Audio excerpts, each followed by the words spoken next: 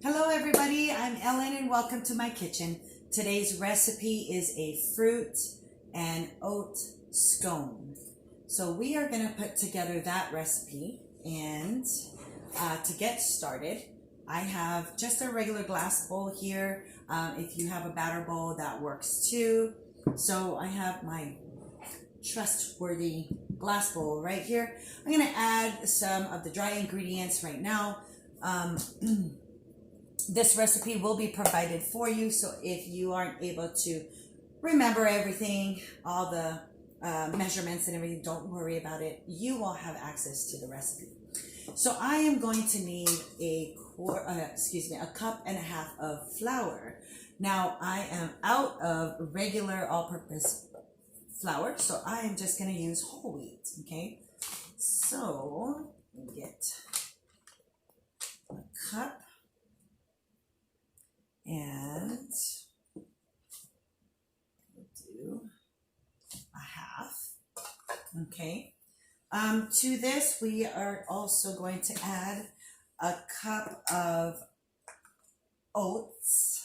And so if you like oatmeal and you probably already have a huge container of oats in your pantry, this is exactly what I'm using. So we have that. Let's see, I'm going to need some brown sugar. Let me get some brown sugar here. We'll do a quarter cup of packed brown sugar. Okay, put that in the mixture. Add some salt, and I believe it's just a quarter teaspoon of salt. Right there. Let's see, we are going to add, what else? Butter. We can't forget the butter. So let me see here. We need a half a cup of butter. Now, actually, this recipe prefers the butter to be nice and cold. But to be honest, mine was set on the counter, so fingers crossed that it's going to turn out good, okay? Oh, I forgot baking powder. We're going to need 2 teaspoons of baking powder, okay? So now 1 and 2. Okay. Got that going here. And yes, we are going to, you know what, I'm just going to give this a nice mix here.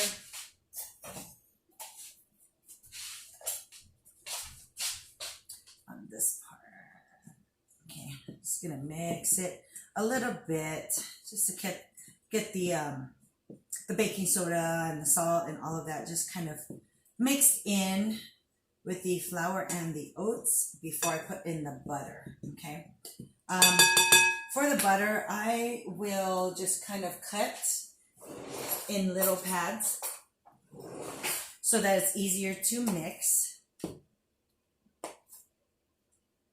If you have a pastry blender, the pastry blender will be perfect for kind of blending all of this together.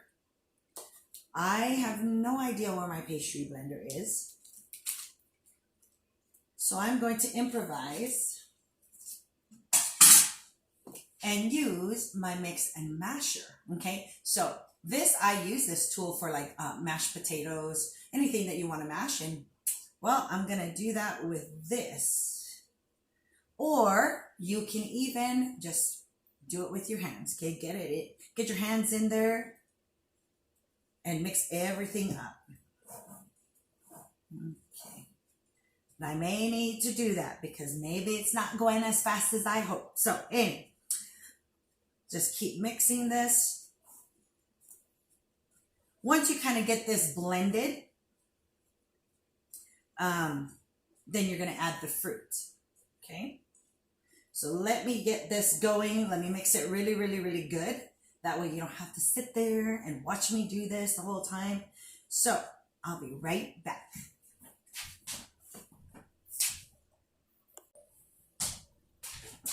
All right. This is well blended.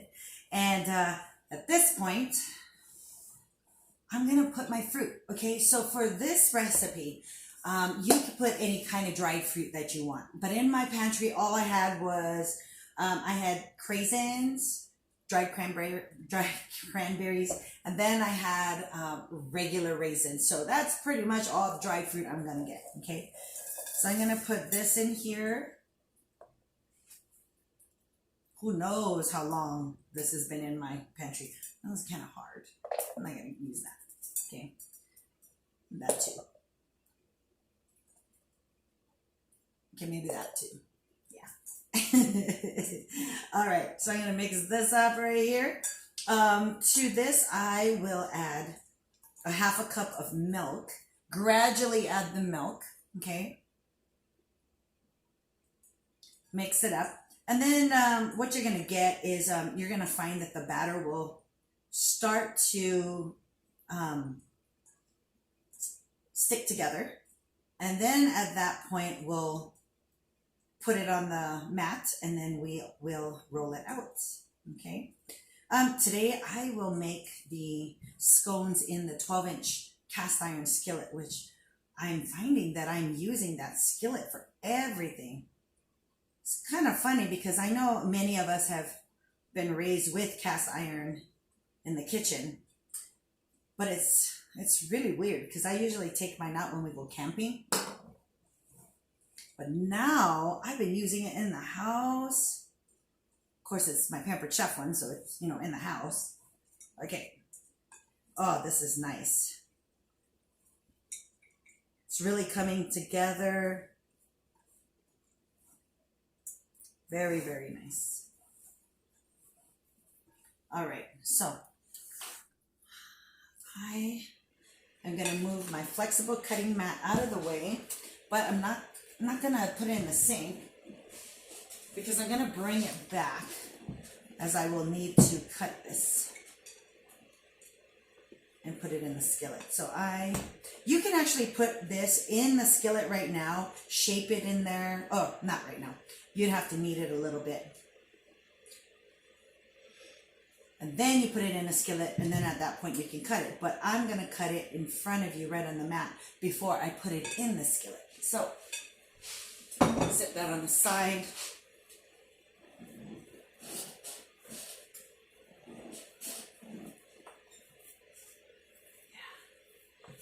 You don't want to play with it too much, okay? It's not like you're kneading bread or anything. If you want to add some flour just to kind of keep it from sticking to the mat, you can, or from sticking to your hand, that's fine. But again, you don't want to play with it too much, okay? So,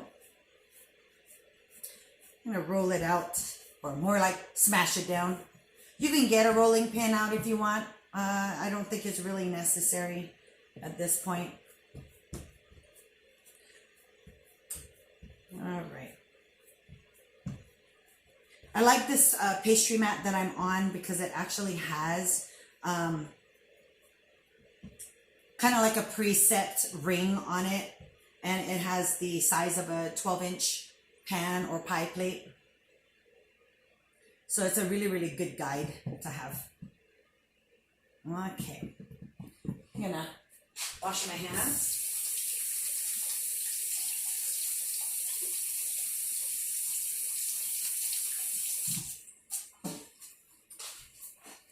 Okay.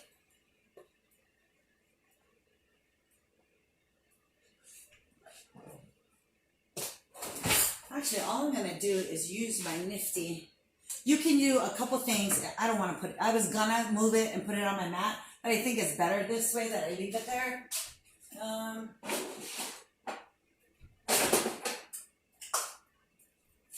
Trying to, I can't find it. Okay, I'm going to use my handy scraper right here. I'm going to use this to pre-slice the scone. Kind of slicing it like a pizza. Okay. Yep. Now, this recipe actually calls for, you can make 12 servings with this one scone, okay? And because you're making it at home, you can do as many as you want.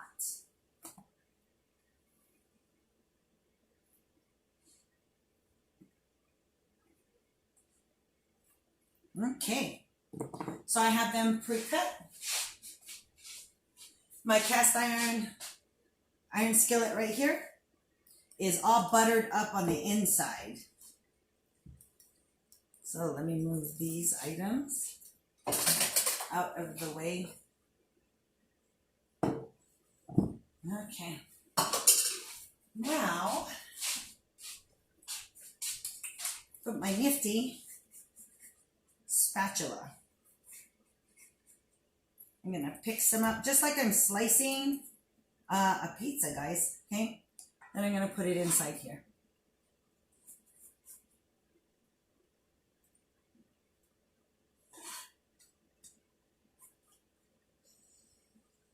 Now remember, I'm only doing this because of the camera, but normally I would just take it, mold it, or shape it into the cast iron and then make my cuts there, okay? So, but only for viewing purposes, I'm doing this on the mat before I put it in. That way you can see it better.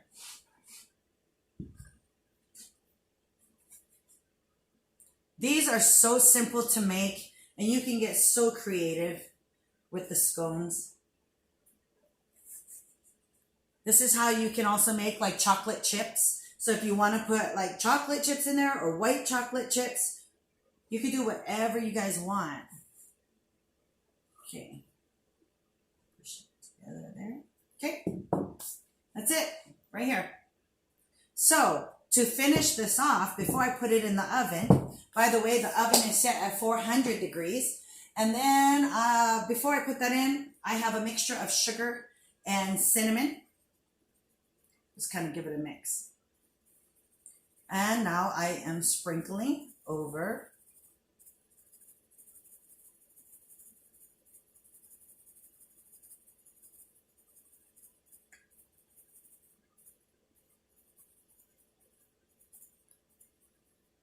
okay. That is it, guys. Right here. Done. Okay. So I'm going to put it in the oven at 400 degrees. I'm going to leave it in there for 10 to 12 minutes. Okay. I'll be right back.